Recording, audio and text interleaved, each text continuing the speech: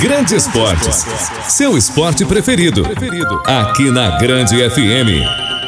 Bem-vindos ao podcast Grande Esportes, que nesse episódio vai falar sobre o futebol feminino no Brasil. O futebol feminino no Brasil tem uma história de lutas, desafios e conquistas. Desde a sua legalização, há apenas 26 anos, as mulheres têm enfrentado preconceitos e adversidades para poderem jogar o esporte que amam. Mas as coisas estão mudando. Nos últimos anos, a Confederação Brasileira de Futebol, CBF, tem tomado medidas para fortalecer o futebol feminino com a criação de novos campeonatos e regras que visam o aumento de investimento nos clubes. Para entender mais sobre a realidade do futebol feminino no Brasil, vamos ouvir histórias inspiradoras de mulheres apaixonadas pelo esporte. Vamos conhecer mais sobre a origem, a trajetória e as perspectivas do futebol feminino no Brasil e valorizar o talento e a dedicação das jogadoras que estão lutando por seu espaço neste esporte tão amado. Fique com a gente, o podcast Grande Esportes, futebol feminino, rumo à igualdade, está entrando no ar e desejamos que você aproveite de forma significativa nosso conteúdo. Grande Esportes, esporte é vida, esporte é saúde. O futebol feminino é uma modalidade que está ganhando cada vez mais espaço no Brasil e no mundo. É muito importante dar cada vez mais visibilidade às mulheres que sonham em serem grandes jogadoras. Afinal de contas, elas são tão talentosas e merecem os mesmos direitos que os homens nesse esporte. Futebol feminino já é jogado no Brasil há mais de 100 anos. Entretanto, foi legalizado há apenas 26 anos. Antes disso, acredite, o jogo era praticado de maneira escondida. Foi só no ano de 1983 que surgiram os primeiros times profissionais no Brasil. O Radar, no Rio de Janeiro, o Saad, de São Paulo. Na década de 90, times grandes começaram a aparecer no cenário feminino, como São Paulo e o Santos. O primeiro campeonato brasileiro de futebol feminino organizado pela Confederação Brasileira de Futebol, CBF, aconteceu no ano de 2013. Hoje, o calendário do futebol feminino também conta com a segunda divisão do brasileiro e também com competições de base, com o recém-criado Brasileiro Sub-18. Antes de falarmos mais do atual cenário do futebol feminino no Brasil, ou de tempos mais recentes, vamos trazer um breve relato dos primeiros registros da modalidade aqui no Brasil. De acordo com as informações, até os anos 40, o futebol feminino era tratado como uma performance ou show e não como uma partida. Confira! As primeiras referências de partidas de futebol disputadas por mulheres surgiram nos anos 20. Os registros de jornais mostram a prática, ainda de forma muito tímida, no Rio de Janeiro, São Paulo e Rio Grande do Norte. Pode parecer piada, mas o circo traz algumas das primeiras referências do uso das palavras futebol feminino. Era tratado como uma performance, um show, não uma partida. Até a década de 40, o futebol entre mulheres estava longe de clubes ou grandes ligas. O que se sabia era de práticas periféricas do esporte. Não há registros de uma seleção. Apesar de ainda não ser proibida, a modalidade era considerada violenta e ideal apenas para homens. Após 1940, o cenário principiou uma tímida mudança. Tivemos neste momento jogos entre mulheres no Pacaembu, por exemplo. Em vez de fomentar a prática, essa visibilidade gerou revolta em parte da sociedade. As notícias sobre mulheres jogando futebol provocaram esforços da opinião pública e autoridades da época para a proibição. A primeira proibição ocorreu através de um processo de regulamentação do esporte no Brasil. Criou-se o CND, Conselho Nacional de Desportos. Na época, sob a alçada do Ministério da Educação. Em 1941, os debates sobre profissionalização e amadorismo começaram a ter mais força. Foi assim que a temática dos esportes femininos se tornou uma demanda do CND. Foi então instituído um Decreto-Lei 3.199, artigo 54. O texto trazia de forma mais geral que as mulheres não deveriam praticar esportes que não fossem adequados à sua natureza. Apesar de não ser citado nominalmente, o futebol estava ali inserido. Em 1965, já no governo militar, o Decreto-Lei é novamente publicado, desta vez de forma mais detalhada. Assim como em 1941, circulam novas notícias de mulheres jogando futebol de forma clandestina, por conta da proibição. Poucos registros foram resgatados até hoje. Desta vez, a deliberação cita especificamente a modalidade. O Decreto-Lei número 3.199, de 14 de abril de 1941, às mulheres não se permitirá a prática de desportos incompatíveis com as condições de sua natureza, devendo para este feito o Conselho Nacional de Desportos baixar as necessárias instruções às entidades esportivas do país. Apenas no fim da década de 70 foi revogada a lei que proibia as mulheres de jogarem futebol. É o início de uma nova jornada para a modalidade entre as mulheres. A história do futebol feminino no Brasil foi revestida com os mais diversos desafios ao longo dos anos, e a prática do esporte no país carrega muita luta, perseverança, garra e principalmente vontade. Vontade de crescer e de ter seu tão merecido reconhecimento, pois até pouco tempo atrás era dominado por homens. Nos últimos anos, a Confederação Brasileira de Futebol, a CBF, vem estimulando o fortalecimento da modalidade, com medidas como a criação de novos campeonatos oficiais e regras que visam um maior investimento por parte dos clubes. Em 2022, por exemplo, a CBF deu início a mais uma competição nacional de futebol feminino, o Brasileirão Feminino A3, uma espécie de terceira divisão. Com a criação da nova categoria, o número de equipes femininas filiadas à CBF para a disputa de campeonatos oficiais saltou de 54 para 62. A presença da mulher no esporte sempre foi alvo de preconceitos. Mesmo no país do futebol, ainda parece inconcebível uma menina preferir a bola a uma boneca. O futebol não é um esporte masculino. Ele é apenas um ambiente hostil às mulheres, algo que precisa ser mudado, visto que não existe mais lei que proíba a presença feminina. Vamos ouvir agora 3 gerações diferentes de mulheres apaixonadas pelo futebol feminino que nos falam dos desafios, lutas e inspirações que as levam a seguir nesta modalidade esportiva.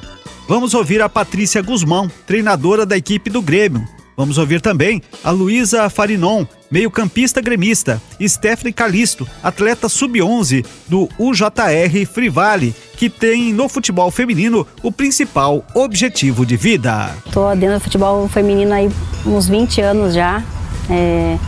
Tive minha carreira como atleta e depois por lesões eu acabei, vindo para a área mais da parte técnica e trabalhar como treinadora.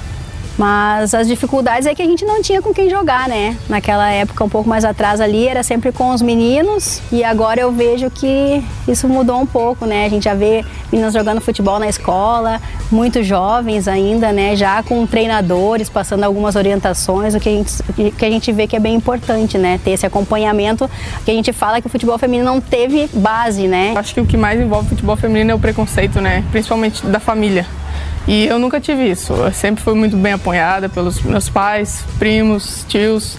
E eu comecei lá em Novo Hamburgo, lá no projeto social, lá no Veterano.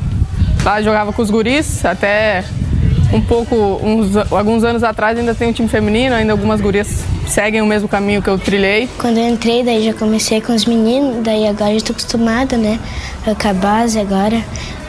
E daí comecei no futsal, é legal, esporte. Dá mais técnica, essas coisas assim. Minha posição aqui na base é ataque e ela direita.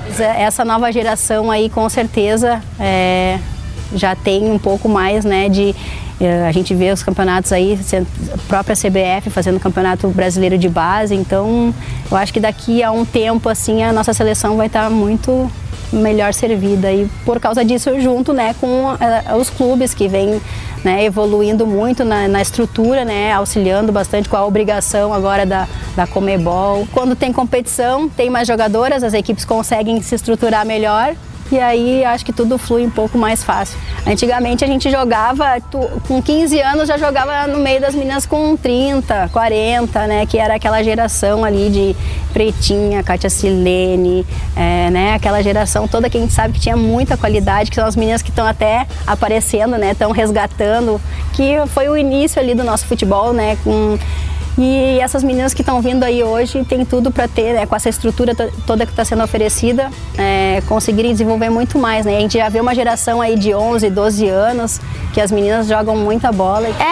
Eu marco aqui, ali, que eu marco ali e eu marco ali, que daí dá, que nem se fala espelho, que um marca um e o outro marca outro. A primeira seleção feminina foi convocada pela CBF no ano de 1988, Uma curiosidade é que a seleção foi composta apenas por jogadoras do supracitado time Radar.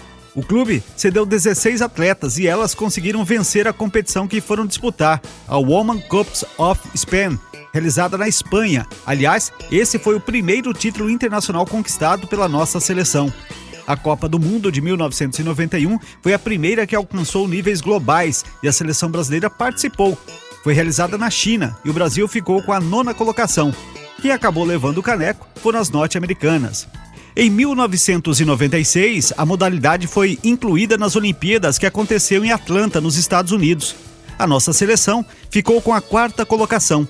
A primeira medalha em Copas do Mundo veio em 1999, nos Estados Unidos. Ficamos com o 3º lugar. A geração que garantiu o bronze pra gente era formada por lendárias jogadoras, entre elas a histórica Cici, uma das artilheiras do torneio que infelizmente é muito mais reconhecida fora do país do que aqui. Diante disso, a seleção brasileira ganhou outras diversas medalhas em Pan-Americano, Olimpíadas e Copas do Mundo. A Copa de 2019, realizada na França, foi um marco para a modalidade. Isso porque foi a primeira vez em que houve uma transmissão na maior televisão aberta do país e foi a mais comprada e assistida no mundo. Os brasileiros realmente vibraram e torceram pelas meninas. E a provável última Copa de Formiga, Cristiane e Marta, merecia isso. Aliás, temos que dedicar um parágrafo inteiro para a rainha. Ela é simplesmente a maior jogadora da história desta modalidade, uma das maiores atletas do planeta. A jogadora foi escolhida como o melhor do mundo por 6 vezes, um recorde histórico. Neste ano, Marta se tornou a maior artilheira da história de todas as Copas, independentemente do gênero. Ela dedicou essa conquista a todas as mulheres. No fim da participação do Brasil na Copa, fez um apelo emocionante. Pediu que as jogadoras treinassem e se esforçassem cada vez mais, pois não existiriam uma Formiga, Cristiane e Marta para sempre. Marta, eleita 6 vezes a melhor jogadora do mundo, nos fala agora que, mesmo com a idade exigindo cada vez mais, ela não pensa em parar tão cedo. E fala também que trocaria todas as suas conquistas pessoais pelo reconhecimento e valorização do futebol feminino no Brasil. Pô, tem uma Formiga aí com 38, tá arrebentando, foi para o PSG e tá jogando super bem, então ela é minha inspiração, uma das pessoas que eu tenho como inspiração para chegar numa idade, não 38, mas 31, 34, 35 tá ótimo, e daí depois a gente pensa aí. Ainda sofro, mas assim, o preconceito hoje é bem menor. Porém, na época que eu comecei era muita diferença, assim, tipo, você vê um menino ir pro campo, jogar bola, a galera achava legal, isso aqui, aquilo era maneiro e tal, mas quando me viam no meio deles lá jogando, achava aquilo um absurdo. Então, eu sofri bastante preconceito, principalmente na minha infância. Eu trocaria até mesmo todos os prêmios, porque você ganhar 5 vezes consecutiva como a melhor jogadora e mesmo assim ter dificuldade dentro do seu país para que o esporte cresça, é uma coisa que te decepciona. Mas eu gostaria que não fosse necessário a gente ter que trocar uma coisa ou a gente ter que ganhar algo para que a coisa mude, entendeu? Essa é a nossa vontade, que não seja necessário isso. Você tem que dar estrutura para que a gente chegue bem nas competições, para que a gente realmente possa competir de igual com as grandes seleções que tem mundo afora aí. As ligas femininas já existem, mas em muitos países, como o Brasil, ainda são incipientes. Falta o incentivo externo, o patrocínio para que as equipes se fortaleçam. O projeto do futebol feminino precisa ser implantado em grandes clubes, visando um projeto a longo prazo, e não uma forma de competir com os lucros do masculino, ou até suprir déficit dele. É importante que meninas e mulheres tenham a oportunidade de tornar o futebol uma profissão. Mulheres como Marta, Cristiane e Formiga chegaram ao topo e se tornaram ídolas, mas muitas meninas precisaram desistir no meio do caminho por falta de investimento. No continente sul-americano como um todo, o avanço de competições entre seleções femininas de futebol também é notável. tendo o Campeonato Sul-Americano de Futebol Feminino, organizado pela Conmebol e também conhecido como Copa América Feminina. Mesmo ainda longe da valorização devida, o futebol feminino no Brasil domina a preferência de atletas de outros países da América do Sul, que cada vez mais buscam espaços nos clubes brasileiros para trilhar suas carreiras, como é o caso de Augustina Barroso, jogadora argentina que já atuou por diversos clubes brasileiros, entre eles Palmeiras e Flamengo. Ouça o que ela diz a respeito do futebol feminino no Brasil. Acho que o primeiro contato que eu vi que o Brasil estava muito na frente da gente foi no Sul-Americano, no Sub-17 e Sub-20. Aí sempre que a gente enfrentava o Brasil, a diferença era absurda, então eu falei, se são elas que estão na frente, é para lá onde eu tenho que ir. O primeiro ano foi bastante difícil, eu não falava nada em português e queria me fazer entender, mas não conseguia. E o Brasil tem isso, o clima, a música, vocês são alegres constantemente e talvez vocês não percebem isso porque já são daqui, mas para quem vem de fora muda totalmente. E realmente eu fui para a Inglaterra, fui para a Espanha, mas o Brasil sempre me chama. Tu começaste lá no Urquiza, antes de vir para o Brasil. Conta pra gente, tu consegue acompanhar o futebol feminino para além da seleção da Argentina, né? Como tá a evolução? Porque de fora a gente tem a impressão de que tá a passos muito mais lentos do que aqui no Brasil, né? A coisa tá demorando muito mais para acontecer. Por isso mesmo que a gente vê essa disparidade em competições como a Conmebol Libertadores, por exemplo, né? Sim, a primeira mudança grande que eu vi realmente foi depois do Mundial. Acho que essa fase foi um ponto que marcou bastante o futebol feminino na Argentina. Ainda eu acho que falta muito em relação à estrutura, muito por parte dos clubes, mas também acho que tem a ver com as jogadoras. As meninas têm que mudar um pouco a cabeça. Vou me colocar dentro também, porque parar de ser jogadoras e virar atletas. Acho que também isso vai ajudar demais o crescimento na Argentina. O crescimento do futebol feminino em relação à prática e ao consumo do esporte é um fato incontestável. Segundo números divulgados pelo Ibope entre 2014 e 2018, houve um aumento de 30% no tempo médio consumido do futebol por mulheres e desde a última edição da Copa do Mundo, em 2015, houve aumento de 51% no tempo médio consumido pela população em geral para as transmissões de jogos de futebol feminino. Levando em consideração apenas o consumo entre mulheres, essa variação positiva chega a 30%. Um novo regulamento da CBF determina que todas as equipes da primeira divisão do Campeonato Brasileiro Masculino precisam ter um time feminino adulto e pelo menos uma equipe de categoria de base. Essa decisão segue uma anterior, tomada pela Conmebol, de que é necessário ter esses times femininos para os clubes estarem habilitados a participar da Libertadores e Copa Sul-Americana. Tal medida é bastante importante, pois ela força que os times de maior expressão do país invistam no futebol feminino. Mais do que isso, obriga que eles também formem jogadoras nas suas categorias de base. Esse é apenas um passo dado, mas já foi uma grande vitória para as mulheres. As jornalistas Mari Spinelli e Mari Pereira, do canal ESPN, especialistas na cobertura do futebol feminino no Brasil e no mundo, apontam a Copa de 2019 na França como uma mola propulsora no sentido de fazer desta modalidade algo de destaque no esporte. A Copa na França, eu acho que foi a grande virada de chave, porque para pensar assim, foi um período de desenvolvimento daquela época, 2007, que ainda era meio várzea, e aí aquela geração acabou. Geração até que o Brasil sofreu muito quando a Marta começa a ficar mais velha, Formiga, obviamente. Ela dá aquela entrevista cobrando as mais novas, né? E aí eu acho que 2019 foi uma época de consolidação de todo um trabalho, principalmente do futebol europeu, que vinha acontecendo e a gente não sabia direito porque não tinha transmissão. Cara, quando começou a Copa, a gente que nunca assistia falando, que é isso? Gramado bom, iluminação boa, estádio lotado, um futebol acontecendo. Cara, tava acontecendo paralelamente a Copa de 19, a Copa América masculina, que o Brasil ganhou. Cara, tinha jogo que eu ficava desesperada da ver da Copa América masculina, porque campo ruim, a bola não rolava. E aí você assistiu os Estados Unidos e Inglaterra numa semifinal de Copa Feminina, você fala, porra, é isso. Sabe? Aí as pessoas falaram assim, gente, existe jogo em alto nível. Então dali, a Copa ela fez uma virada e os campeonatos cresceram.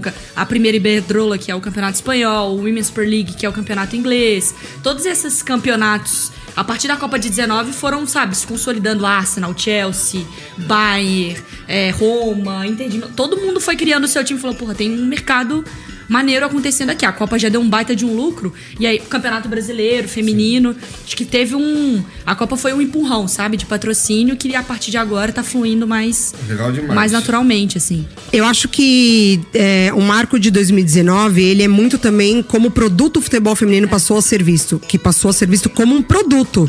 Então as empresas querem investir. A FIFA fez tudo de caso pensado. Essa Copa do Mundo, ela foi muito bem planejada pela FIFA para ser um marco mesmo de entretenimento, de venda, de marketing, de produto, de mídia, de torcida. Então foi tudo muito ajeitadinho, tudo muito amarrado para que 2019 fosse um marco. E a FIFA tem diversas obrigatoriedades, né, dos clubes com o feminino. E aqui pra gente, muito por conta da Libertadores, times que jogam Libertadores masculina precisam ter um time feminino. E aí a gente debate sobre fazer por obrigação e faz de qualquer jeito. Mas a obrigação é um pé na porta pra, né, alertar. E aí, a partir do momento que o futebol feminino ele passa a ser visto como um produto, o time que não viu isso fica, pô, então peraí, a gente tá perdendo. Então, tem dinheiro, tem... a Copa rolou mó grana e tal. E aí um tanto de time, porque os caras só vão pensar na hora que bater no bolso, né? Na hora que você olha pra uma Copa do Mundo, cheio de patrocínio, cheio de dinheiro entrando, Copa do Mundo feminina, televisão. Os clubes falaram assim, cara, a final entre Estados Unidos e Holanda, a maior audiência da final foi no Brasil. O Brasil nem tava na final. Foi a maior audiência do planeta, foi o Brasil. Então os clubes falaram assim, opa, tem um negócio acontecendo, tem gente querendo consumir, sabe? Então, claro, muito porque passou o jogo na Globo, esse tipo de coisa vai fomentando E aí esse é o nosso papel, né? Enquanto mídia, assim, a gente tá na ESPN, agora vai começar a Euro. Essa Euro, a expectativa é que ela seja o que foi a Copa de 19, sabe? 2023 tem tudo para ser o ano do futebol feminino em termos de expansão e visibilidade, pois é ano de Copa do Mundo da modalidade, entre 20 de julho e 20 de agosto, de forma conjunta na Austrália e Nova Zelândia. A Copa do Mundo Feminina traz novidades para a edição 2023, incluindo a ampliação no número de times competidores. Essa é a primeira vez que o evento terá 32 seleções na disputa do título, 8 a mais que no torneio anterior, realizado em 2019. O formato da competição é o mesmo do Mundial Masculino. A disputa começa com 8 grupos de 4 países e, entre eles, os 2 primeiros colocados na pontuação de cada grupo classificam-se para as fases mata-mata. Desde o início da competição mundial feminina de futebol, a seleção brasileira nunca levou a taça para casa. O mais próximo foi em 2007, quando o time perdeu a final contra a Alemanha por 2-0, ficando com o segundo lugar do torneio. Na primeira fase, o Brasil começa enfrentando o adversário do torneio classificatório e depois joga contra a França no dia 29 de julho, em Brisbane, na Austrália. Para fechar as competições da etapa de grupos, a seleção brasileira tem uma partida contra a Jamaica no dia 2 de agosto, em Melbourne, também na Austrália. Grande Esportes, jogado com emoção. O futebol é um dos maiores símbolos culturais do Brasil. Somos conhecidos internacionalmente por abrigar os maiores talentos futebolísticos do mundo. Como foi citado anteriormente, o esporte é resistência e luta. Mas a luta, muitas vezes, não fica confinada apenas no campo e ela está na sociedade como um todo. O futebol feminino é uma forma de mostrar para a sociedade que podemos estar onde quisermos. Do mesmo jeito que há muitos talentos masculinos no futebol, há também no feminino, afirma Gláucia Cristiano, uma das mais importantes expoentes do futebol feminino no Brasil. A verdade é que cada vez mais atletas estão sendo descobertas e elas estão se profissionalizando e defendendo times consagrados dentro do país e fora dele. Desta forma, o empoderamento feminino é um fator decisivo para tirar os sonhos destas meninas e mulheres do papel. O futebol feminino, mais do que um esporte, é um símbolo de resistência e superação de preconceitos. Afinal, quem nunca ouviu a frase, futebol feminino é coisa de menina? Pois é, a verdade é que o esporte pode ser de quem quiser, crianças, adultos e idosos, de todos os gêneros. Por isso, pratique esportes, pratique saúde. Esse foi o podcast Grande Esportes, disponível no grandefm.com.br ou na sua plataforma de áudio preferida. Siga nosso podcast nas redes sociais, assine nosso podcast, se inscreva em nossos canais e favorite nosso conteúdo. Assim você será notificado toda vez que tivermos novidades. Esperamos que você tenha gostado deste conteúdo e em breve novos episódios estarão à sua disposição. Você conferiu Grande Esportes, seu esporte preferido, aqui na Grande FM.